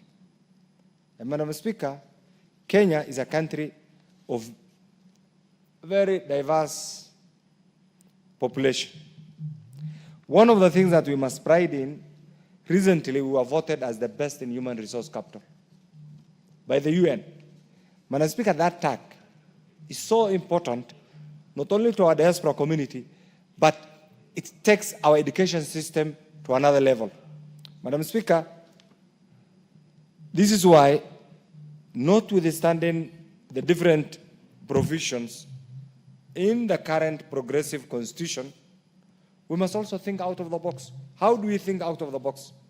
The right to privacy, the right to associate with whoever you want, the right of your neighbor, the right to you as an individual is all enshrined in the Constitution. Madam Speaker, John McCarthy, who is considered as the father of AI, participated in something called the Dartmouth workshop in 1956. You can imagine where the world was at that particular time. And what he thought of in that particular conference is what is now making everybody sleepless. Madam Speaker, as a country,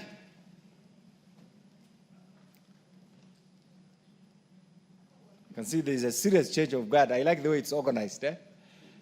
One, it's really organized. I'm sure that is one thing that other institutions should also emulate. Well structured.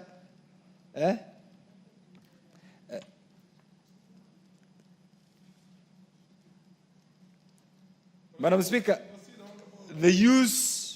those who invented the use of computers were not competing with Almighty. Almighty God has created the human beings, the animal beings, and the angels. In my religion, the human being has been given two distinctive abilities. The right to think, that is why God says, God gives you an opportunity to discern what is good and what is right. And you as an individual, you are in a position to either go astray and follow the wrong or follow the right. And one of the things that mankind has done is to be innovative enough, to be creative enough, and use computer. Madam Speaker, what this bill, and I get this, what this motion attempts to do is to, first of all, to acknowledge that we are in the era of AI. This is the first thing.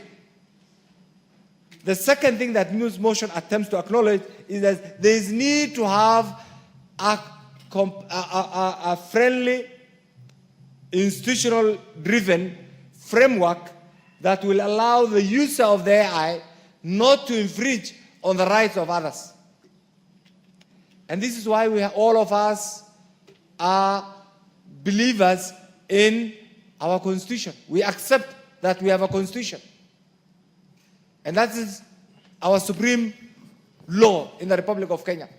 Within that Constitution, people are allowed the right to belong to the religion of your choice, the right to associate with whoever you want, as long as you don't infringe the rights of the other person. So what this motion is trying to do is, first of all, to create public awareness. Are Kenyans aware of the AI presence in their midst?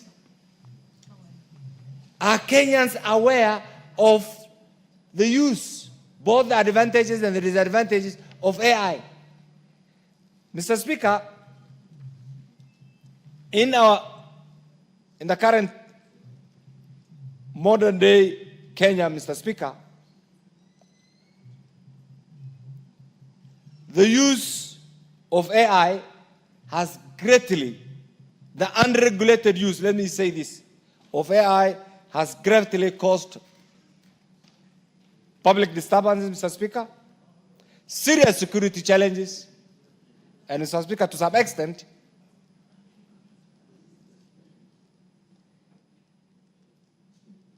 an infringement on our sovereign rights as a citizen and as a country, Mr. Speaker.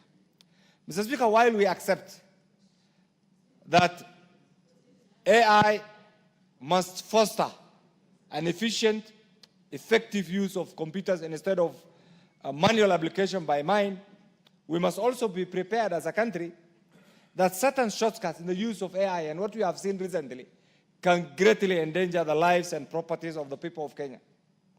And Mr. Speaker, therefore, the different types of AIs, one can be reactive, one can use a limited memory of the computer, another one can also apply the theory of mind and play with the mindset of different people. And Mr. Speaker, you can also use something called the self-awareness. That is why you see different images. Some will not even understand. People of my age will not understand. But the youngsters understand and they have their own way of doing things. Mr. Speaker, it's because of this that we must be prepared as a country, as a citizen, Mr. Speaker, to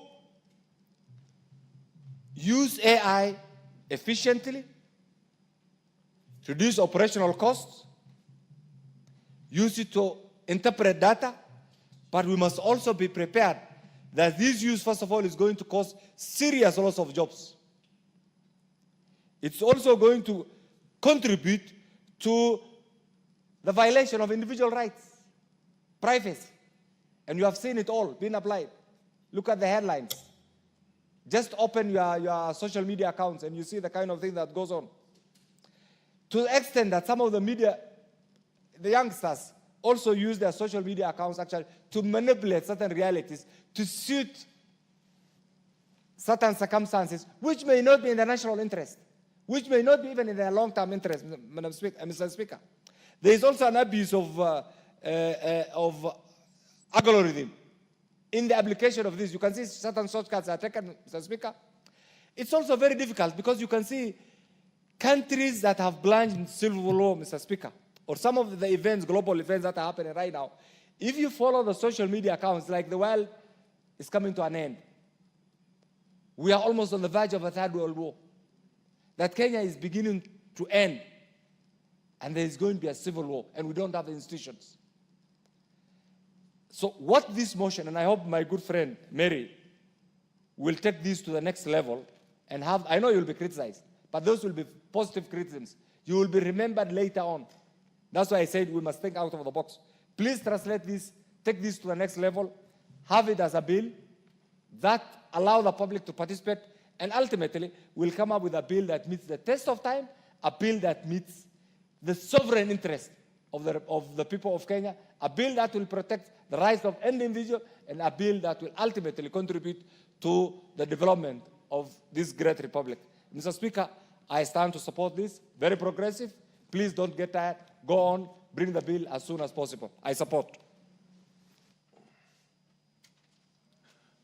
The MP for Taita Taveta, followed by the Honorable Geoffrey Odanga. Thank you, Mr. Speaker, for also giving me a chance to contribute briefly on this motion. And I want to begin by congratulating my colleague, Marianne, for bringing this motion on matters artificial intelligence.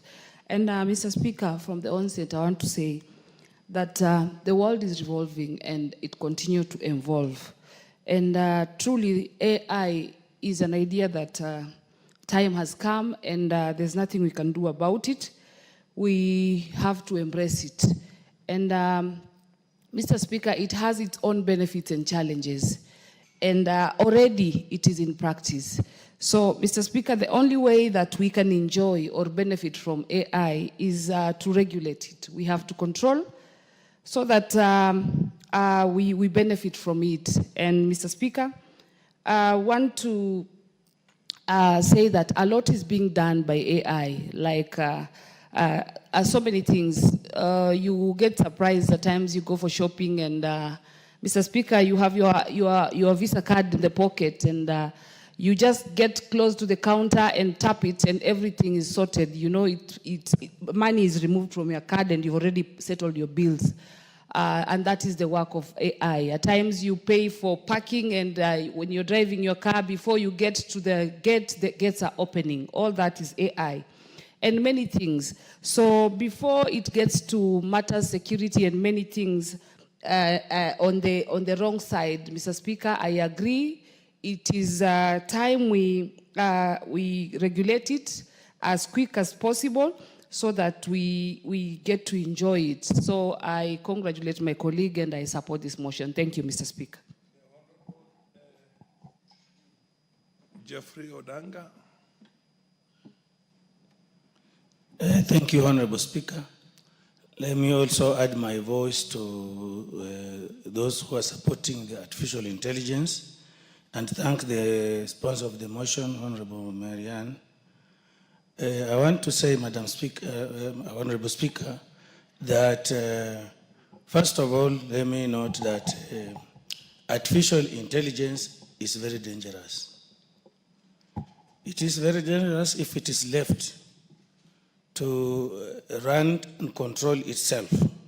And we have seen this, like when we have had WhatsApp and FB and so on, we are seeing people abusing the opportunity to use the social media. So we need to take up this very quickly and fast enough so that it is regulated and controlled. The truth is that AI has already taken the world by storm. It is existing. We are already using it. If we don't control it, it's going to damage and even threaten, like the education system in terms of research, those who do research at masters, at PhD, and for other purposes. This is going to threaten innovation and creativity in our educational institutions. It is also going to be very dangerous in the areas of security and so on. So there is a very, very important need to have it regulated and controlled. Honorable Speaker, I support. The Honorable Member for Turkana North, Paul Ekwam. Proceed. Thank you, Mr. Speaker. I rise to support this motion by Honorable Marianne. Mr. Speaker, whereas we celebrate AI, it's come with serious challenges, and especially with the young people in this country. If it's not going to be regulated, Mr. Speaker, it is going to, one, spoil our generations, two, create very serious issues in this country. We have so many experiences, Mr. Speaker, and so this motion that intend to allow the ministry concerned to regulate and put framework that will guide use of the AI and also create public awareness to our communities has come at a good time.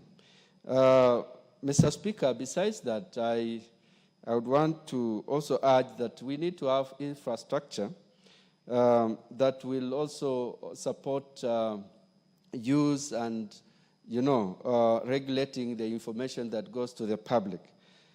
We also need to benchmark with many other countries, especially in the West, that have had this AI for a long time, so that, as we celebrate the benefits of AI, we also have it used well. Thank you, Mr. Speaker. I support. Is the MP for Samburu East in the House? Under the circumstances, given the fact that I don't see any other member who intends. Honorable Sane, the MP for Wajir North. Thank you, sir. Proceed. The mic is there. Give him the mic, for God's sake.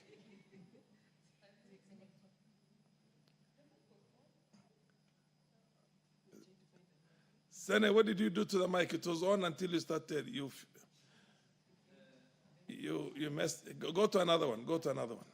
Where else? Where can you get a mic? Oh, yes. Fair enough. No, come right in front there. Yes.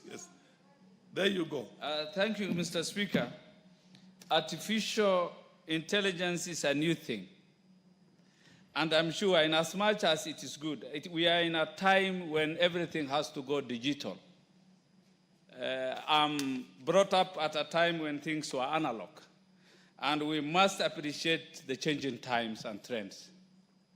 I know its importance is so immense in terms of decision making, automating tasks, trying to analyze vast data that we cannot do it mechanically, improving efficiency, bringing the best out of customer experience. We can't enumerate the importance of artificial intelligence.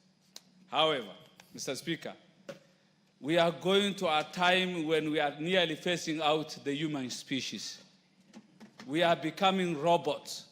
We will lose our uniqueness, our originality, that which makes us different from all other creatures. We have been endowed with natural intellect. If everything becomes at our fingertips, we will lose that innate endowment, the intelligence. I think in as much as it is a must that we must accommodate artificial intelligence, it must be done with caution. Actually, we are at a time even the National Examination Council is facing serious challenges in terms of genuineness. A's and B's that used to be rare during our times have become a common grade. yet they can't showcase, they can't justify their grades. That is sufficient to say that we are trying to copy-paste. You ask the artificial intelligence, any gadget, how is this? You pose questions, and it gives you all the raft of answers, and we copy-paste. That is the kind of generation we are looking forward to. If it is good, I think it's good for the military, at most. Like what's happening between Israel and Iran.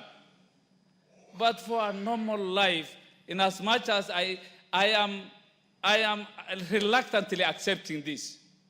Yes, it is good, but we will diminish as human beings.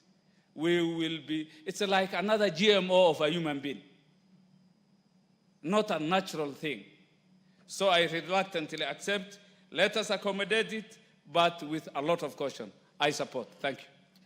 There being no more member willing to weigh on this, I'll call upon the mover to reply. Madam Mary Ann Keitani. Thank you, Honorable Speaker. Honorable Speaker, first I want to thank all my colleagues who have contributed to this particular motion on a regulatory framework to regulate the artificial intelligence sector of our industry. Honorable Speaker, I think as I mentioned when I was moving the motion, Kenya in 2022 was ranked the 5th in Africa and 90th globally in readiness to adopt artificial intelligence. That is in 2022. In 2025, I believe we have moved far notch higher in both in Africa and in the world. And without regulation and without a framework within which we can now work on to ensure that any artificial intelligence use and readiness is adopted in a regulated framework, then it becomes dangerous for us, especially in the age and era where we are dealing with fake news, in the age and era where we are dealing with economic inequalities and displacements and misinformation that has become a norm of the day. In, again, the same 2022, the Oxford Insights survey pegged Kenya's readiness for AI at 40.3%. I think if today the index is done, we could actually far be above 60% in terms of readiness. And therefore, this regulation couldn't come at a better time. It couldn't be thought through at a better time so that Kenyans and the world at large can be able to appreciate and be able to take advantage of artificial intelligence. I remember, Honorable Speaker, when computers first came into the world and when they finally came into being used around 1956 to about 1980, many people used to see many big machines called mainframes. But today, the computer is as tiny as it's a very tiny thing, and we cannot survive today without computers. Artificial intelligence is quickly and very fast taking shape and taking root in a lot of the activities we do. We travel a lot, and I think a quick example of one of the places artificial intelligence is properly used is, for example, at airports. When you are moving from one terminal to the other, you have a train that is driverless, moving you from one terminal to the other. That is artificial intelligence at play. And we are trusting that train to be able to take you to the other terminal without thinking that, oh, there is no driver inside this train. And so many other technologies. Medicine, today you don't have to go or travel long distances to get very good medical attention. Within the comfort of your home, your country, you can be able to get access to the best doctors, the best medication through artificial intelligence. I can't mention all sectors because every sector of our economy and every sector of our lives is actually now being taken over by artificial intelligence. And we need to appreciate that as a country, as Kenya, we cannot be left behind. We cannot close ourselves out of artificial intelligence. We must be with it, and we must be with the society, and we must move on. And for us to do that, so that it is not misused, I think the formulation of this framework or regulation is very important in this sector. So, Honorable Speaker, I beg to reply. Thank you. Fair enough. Question will be put at an appropriate time in the future. For now, I'm calling for the next order. Order number 18. Order number 18, motion, formulation of a land use policy on zoning of land for agriculture and built development. The Honorable Tim Wanyonyi is in the House to move this motion? No? Okay, I defer this motion to another date when Honorable Tim Wanyonyi is going to be around to move his motion. Next order. Order number 19, formulation of a reward scheme for accomplishments by sports persons in international competitions. Where is the Honorable Charles Ngusia to move this motion, private member's motion? He's not in the House? Fair enough. I direct that this motion be put on the order paper on an appropriate Wednesday when the Honorable Ngusia can move this private member's motion. Next order. Order number 20, motion, allocation of help funds to support students enrolled at the Kenya Medical Training College. The Honorable Shuria was around this morning. He's not in the House now? I'm sure he assumed that these other motions were going to take the time up to 1 o'clock. Under the circumstances, there being nobody to move, Shuria is not moving and he has not delegated that authority to somebody else to move on his behalf. I direct that this motion be put on the order paper at an appropriate date in the future. Next order. Order number 21, the Parliamentary Powers and Privileges Amendment Bill, Senate Bill number 37 of 2023, second reading. The co-sponsor, Honorable Wamboka. The Honorable Wamboka. Fair enough. Honorable Wamboka is not in the House to move this bill. Under the circumstances, I direct that this be put on the order paper at an appropriate date in the future. Next order. Order number 22, the Breastfeeding Mothers Bill, National Assembly Bill number 8 of 2024, second reading. The Honorable Sabina Chege to move this second reading of this motion, of this bill. Honorable Chege Sabina, MP for Moranga, is it? No, nominated member of parliament. She is not in the House. I direct that this be put on the order, this bill to be put on the order paper at an appropriate date in the future. Next order. Order number 23, the County Government's Amendment Bill, Senate Bill number 25 of 2023, second reading. The Honorable Timothy Toroitich. Honorable Timothy Toroitich is not in the House to move this bill as a co-sponsor of the bill itself. Now, I direct that this bill be put on the order paper at an appropriate date in the future when the honorable member will be in a position to move it, to move the second reading. Honorable members, under the circumstances, there being no any other matter on the order paper,